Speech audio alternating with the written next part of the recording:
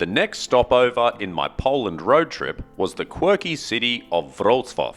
And yep, I practiced that one quite a few times. While this is the most recognisable view in the city, there's much more than this at ground level. And I do mean ground level. You'll be lucky not to trip or stub a toe on these little bronze critters that are scattered all over the city. The Wrocław gnomes started as a form of graffiti that anonymously protested against the communist government in the 1980s. They have since become a staple of the city, with over 600 of these endearing decorations to be found. Some are symbolic, others are just funny, but they definitely add character to what is a fun city to explore on foot. My arrival was marred by torrential rain, which made navigating the city streets very difficult and required a mad dash from the car park to the hotel. And of course I went 100 meters in the wrong direction. That way. While I was looking forward to checking out some of the restaurants and the nightlife, but it was a complete washout. So instead, it was straight to bed and an early start the next morning. On my way to the city centre, just a block from my hotel was the monument of the anonymous passerby. This fascinating sculpture shows 14 lifelike statues of people descending underground on one side of the road and then re-emerging on the other. It is intended as a memorial to those who were killed in a period of martial law in the 1980s imposed by the communist government. It's a confronting start to the day in what is a modern and very polished part of the city. There are plenty of nice buildings and parkland that you'll pass by on the way to the old town. And this is where I got my first glimpse of the gnomes, a complete gnome orchestra.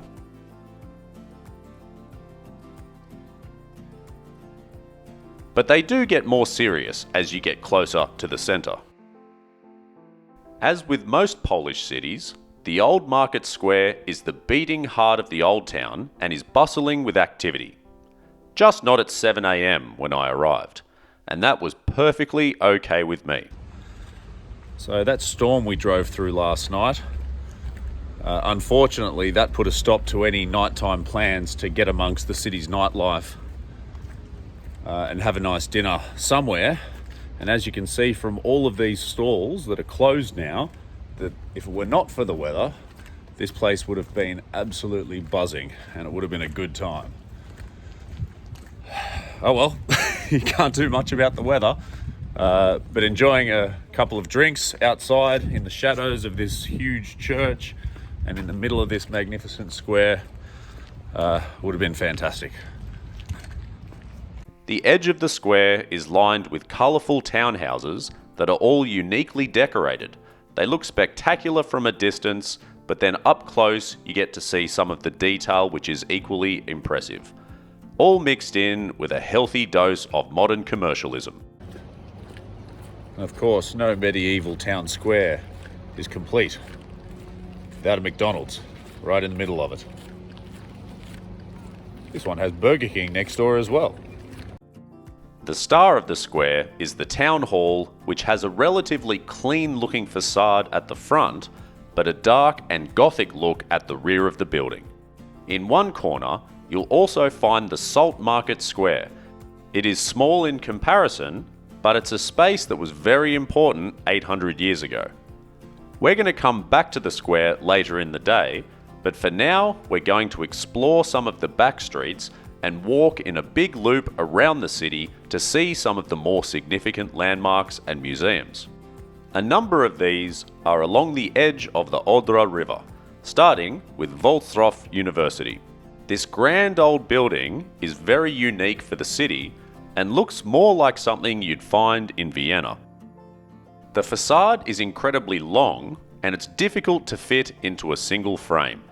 Keep an eye out for the blue and gold door at one end, which seems to be popular amongst the Instagram crowd, but more importantly, it's a place where students would traditionally take a graduation photo.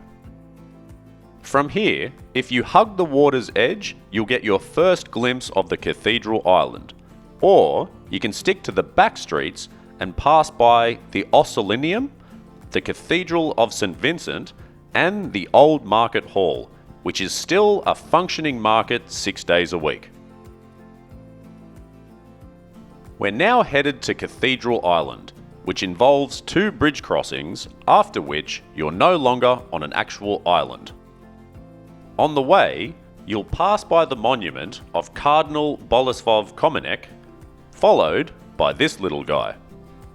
At least he keeps the love locks off the bridge. So does this guy.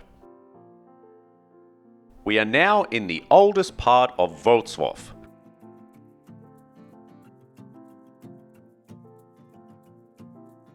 And while the cathedral is the main drawcard here, there's a number of other churches, gardens and statues to check out. From here, I backtracked to the other side of the river and walked through the parklands towards the Wrocław National Museum. The facade of the building is covered in thick ivy vines in the summertime, and it's an impressive sight, even if you don't go inside the museum. The parkland opposite is also an interesting place to explore, with a number of monuments and sculptures placed around these grounds. The most notable for me was the monument to the victims of the Katyn massacre in World War II. This was a series of mass executions where nearly 22,000 Polish people lost their lives. It's a very confronting scene and one that warrants some quiet reflection.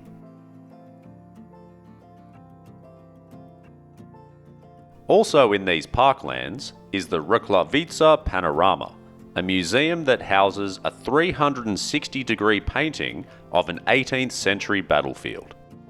On my way back to the market square, I also stumbled across this building, with a mural of a priest of the rectory and what remains of an obviously scarred building.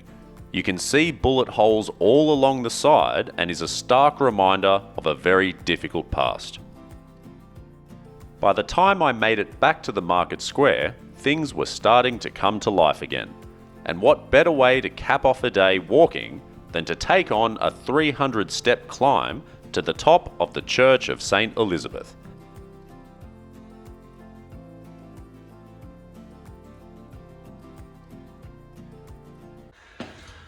Now, it's also very good to come early because, as you can see, the steps are very narrow, and without traffic going down as well as up, it's a lot easier. And of course, me stopping to show you that gives me a chance to catch my breath, because it is steep.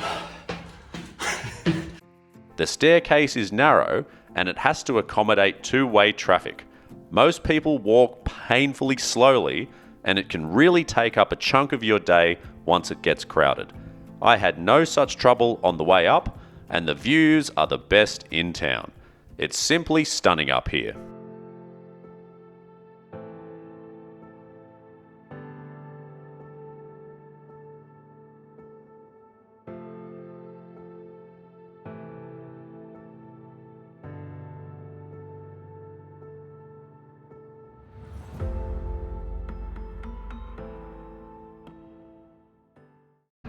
And I'd encourage you to come up here after you've done your full walk of the old town, because it's a great spot and you can see absolutely everything. All the big landmarks that you would have walked past already, you can spot off in the distance. See, there's the university building just there, and the church island all the way back there.